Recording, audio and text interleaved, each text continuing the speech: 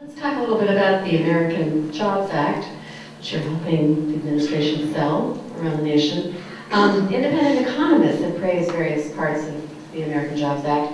Macroeconomic advisors, whose forecasts are used by the Federal Reserve, estimates it could increase economic growth by 1.25 percentage points, or 1.9 million jobs in 2012 alone. Yet some critics of the act call it just another short-term stimulus bill. Given the dual urgent priorities of reducing our federal deficit and getting more Americans back to work, which of the Obama administration's proposed federal incentives to create jobs do you think are most saleable to Congress over the next few months? Well, first of all, I am amplifying what the President's message has been, and that is to continue to make investments in our economy. And if I take you back where we began in this administration, because of the Recovery Act, we were actually able to stem off the unemployment rate that would have been much higher, perhaps 1 million people more, and we would have had upwards of 10 or 11% unemployment at a longer rate. That has now gone down to 9.1, and we know that the GDP is coming back. We see some signs. We also see that we were able to create private sector jobs because of the Recovery Act. And there were approximately 2.6 million private sector jobs created across the board, except with the exception of local government in some sectors, teaching, public safety officers, and firefighters. So with that, the President believes that we need to continue extension of some of these efforts, one of which is unemployment insurance for 6 million people, that if we do nothing by the end of the year or next year, we could potentially see 6 million people with no income at all. And some of those checks average around, in California I know it's around $400, in some places it's less, it's almost around $200. That's not a lot of money, and it is not welfare. It is money that is paid into a system because people have to accrue this funding in partnership with businesses. They pay into that fund. And the monies that are going to be involved with that extension, we've actually reformed. So if this passes, this piece of legislation will include reforms in the UI system.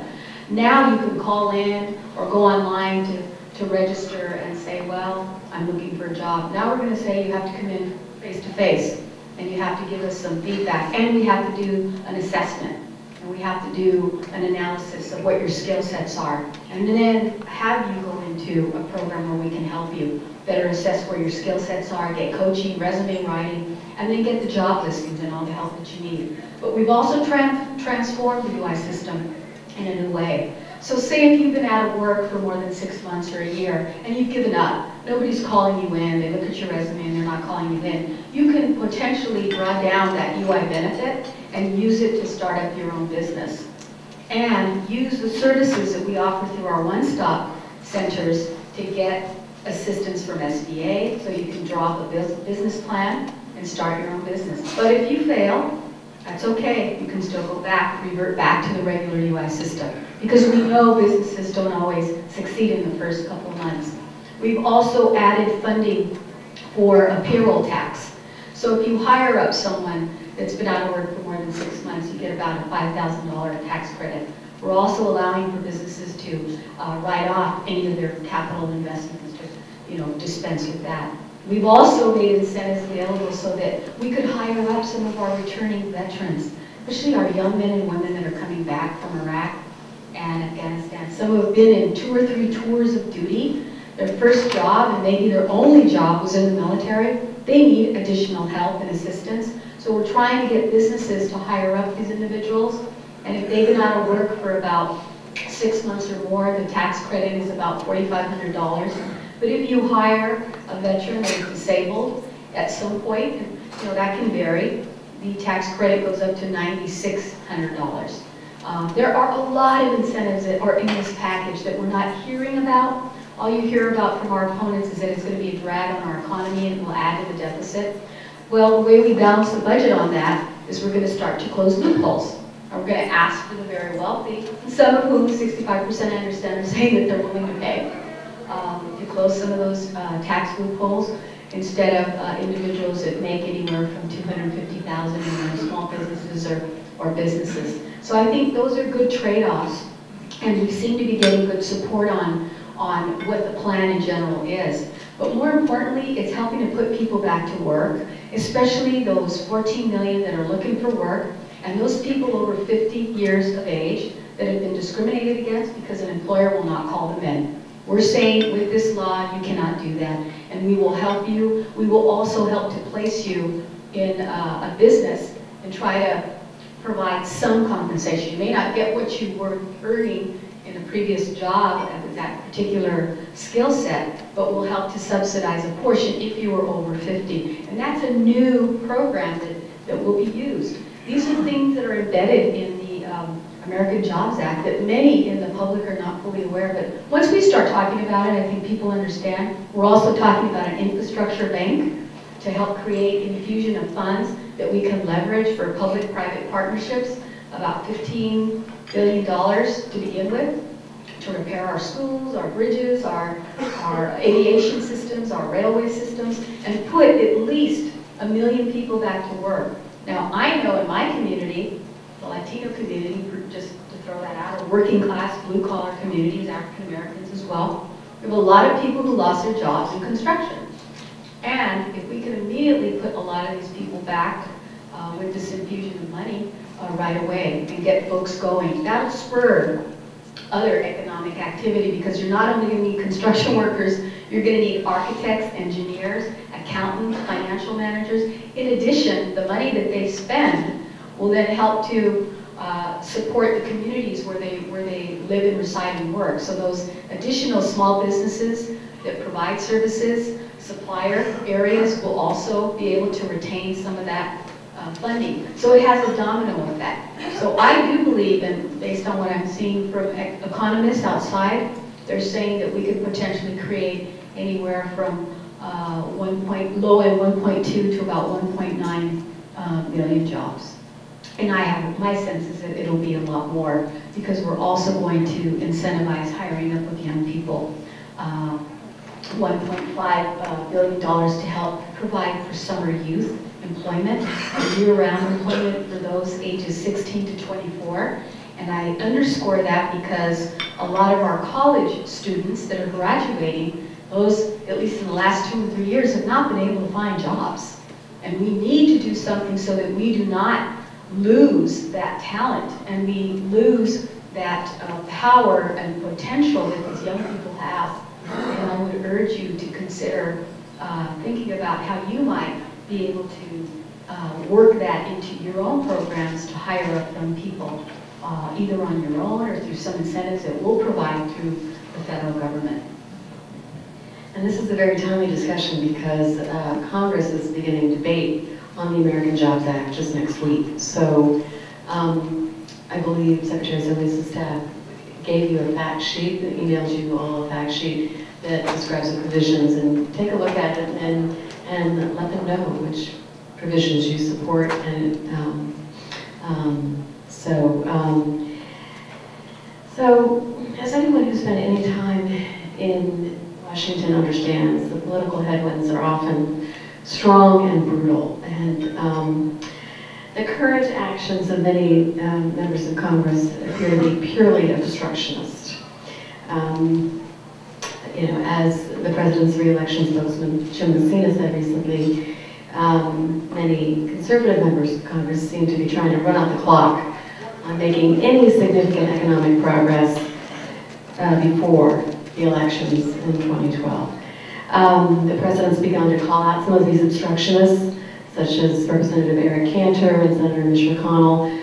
I watched with angst your testimony before the House Oversight Committee, which is led by Darrell Issa, who some of you may remember as a millionaire who made his fortune selling "Step Away From That Car alarms," who really quizzed Secretary about, how does she define green jobs, and really criticized the administration's definition of green jobs. So I guess my question is, Do you think that the majority of American voters are paying close attention to the obstructionism at this point and will vote them out come November 2012? Well, that's the million-dollar question right there. I would say that, first of all, that as I started earlier, there are a lot of folks that don't understand, I think, some of the basic philosophies that your organization as well as our administration have gotten involved in, and that has to do with climate change, with renewable energy in the green sector, and how that can also be a source of renewed sources of energy for us, cutting our dependence on foreign oil on countries, but also making key investments to build up our workforce here. And I find that there are many individuals that serve us now that got elected last November. More importantly, last November, that's when the critical point changed, because we were doing some great things, I believe, when the president got in. But nevertheless, we've had a hard economy, lost a lot of jobs. And I don't believe the president can solely be blamed for that. He's trying, nevertheless, to put jobs back. But we have individuals that think that some of the investments we made, for example, in the automobile industry, pushing forward on creation of lithium batteries and hybrid vehicles and new sources of energy like solar panels and hybrid vehicles, all these things, I think, help us overall to help support an industry that's been growing in the last 10 years. And I can see where there are some members who are just convinced that none of these things are working.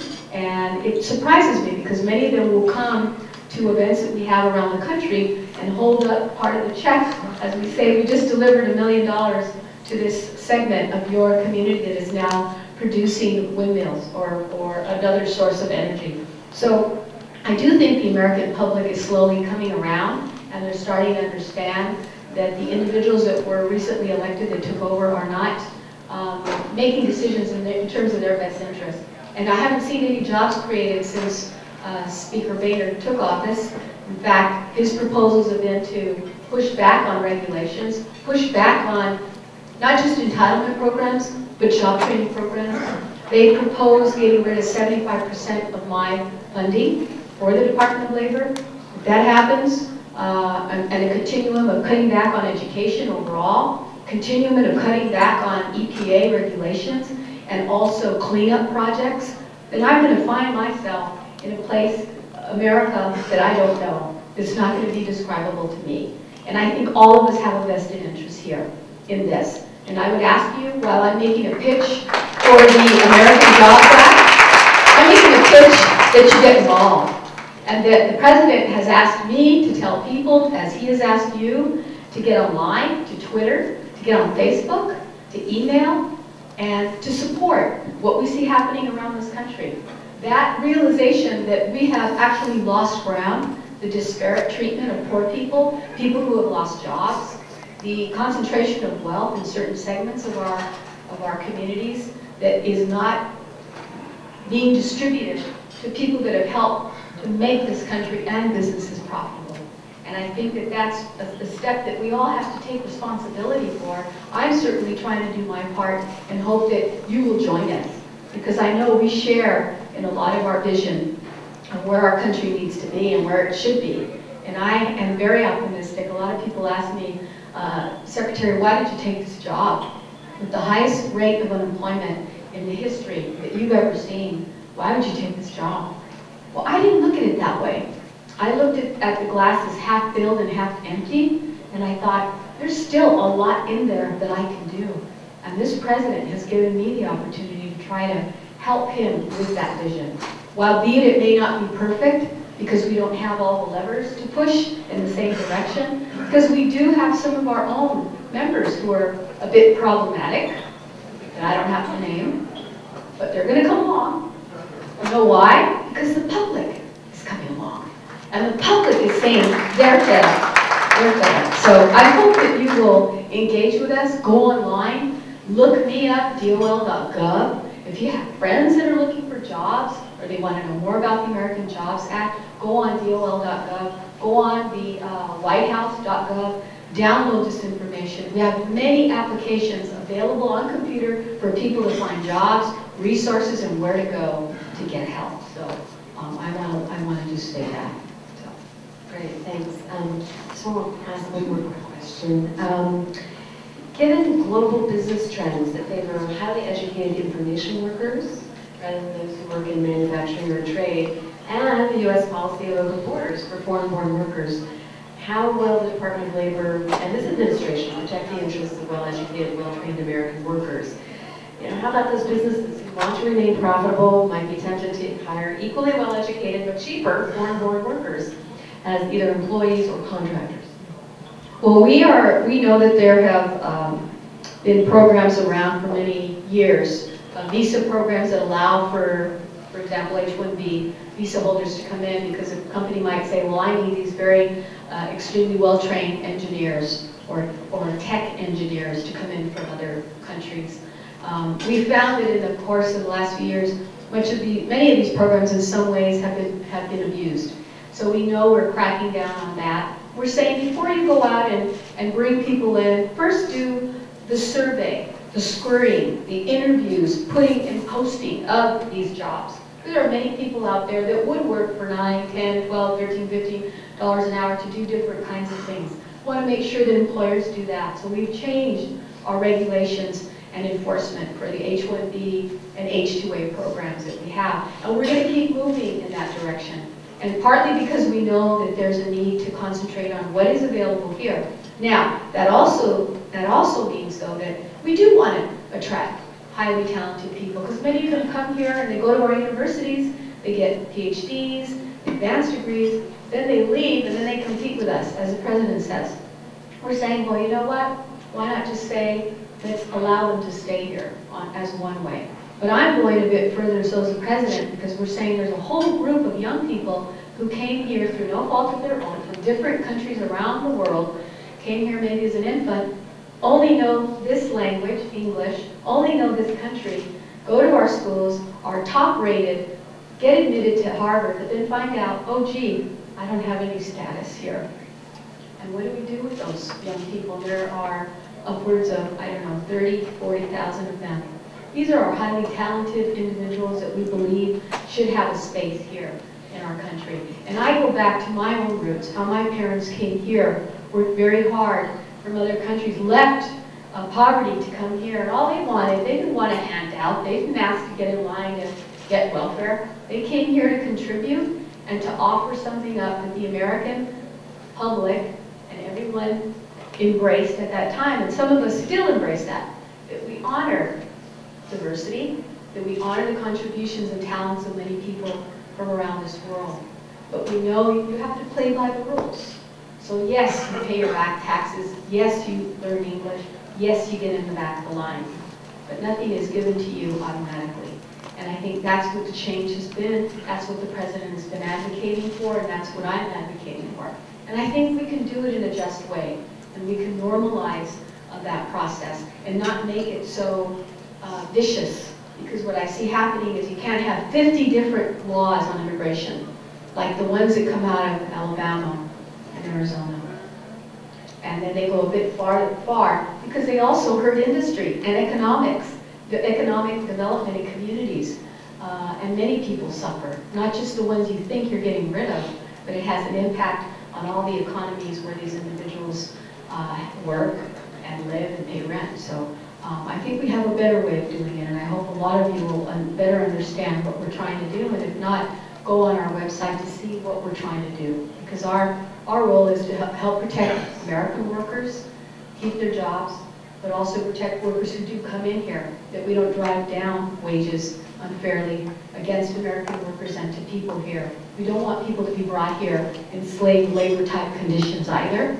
We don't want young children working in our fields in Maine, collecting blueberries, while their parents say, well, they can work, or the contractor says they can work, because their fingers are so small and nimble that they won't squeeze those blueberries that you and I eat, because we know it's good for our health. But what about those children that are 5 and 3 years old that we found working in Maine and other parts of this country not even a year ago? How outrageous. Those are things that I care about, because it's not right and it's not just. We criticize other countries, but we have to look inside ourselves as well. So So I'm always looking for good businesses that are doing the right thing that I can hold up and say, this is the way we do business.